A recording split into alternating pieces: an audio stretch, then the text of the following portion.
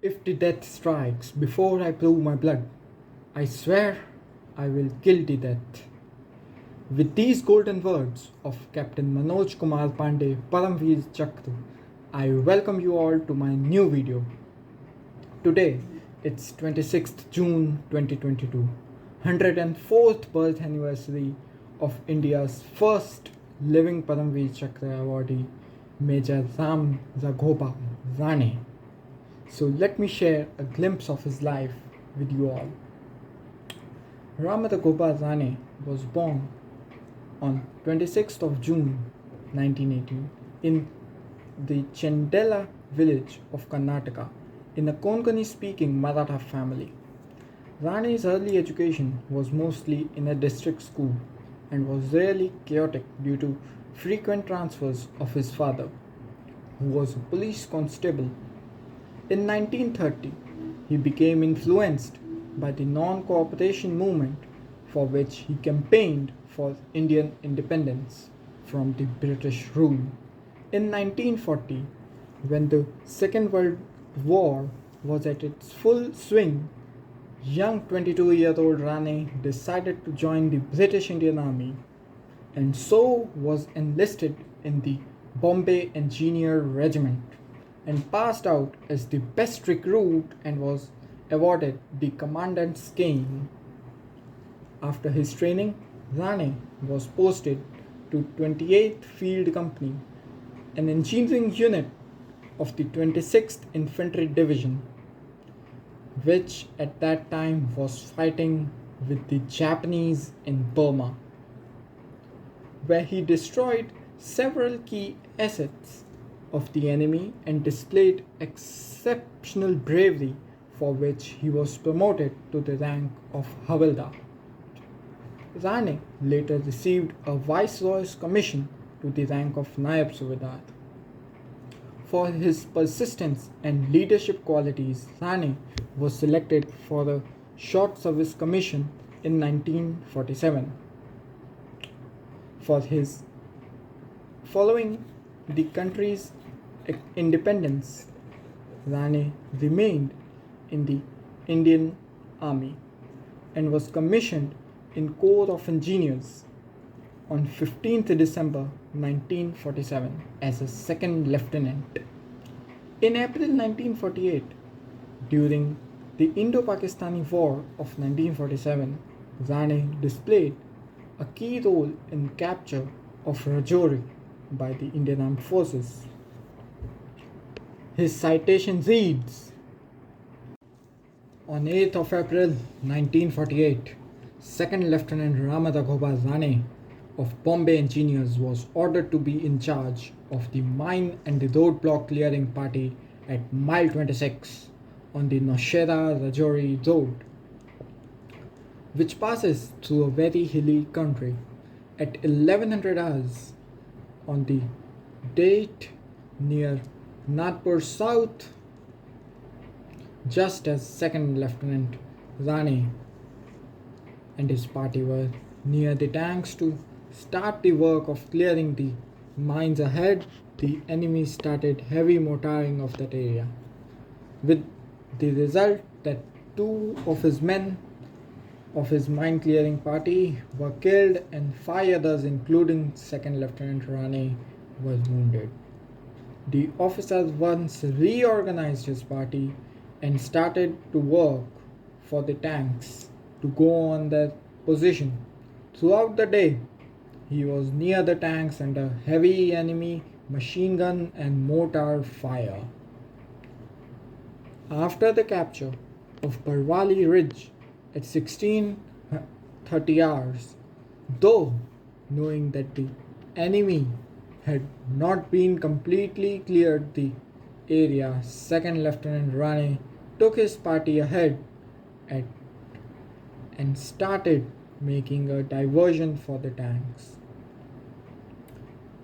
He worked on till 2200 hours that night, in the full view of enemy and under the heavy machine gun fire. On 9th April, he again started the work at 600 hours and worked till 1500 hours when the diversion was ready for the tanks to proceed. As the armored column advanced, he got into leading career and proceeded ahead. After proceeding about half a mile, he came across a roadblock made of pine trees. He at once dismounted and blasted the trees away. Advance movement continued. Another 300 hours and the same story was repeated. By this time, it was getting to 1700 hours. The road was curving round the hill like a snake. The next roadblock was demolished culvert. Second Lieutenant Rane again got on with the job before he could start with the work.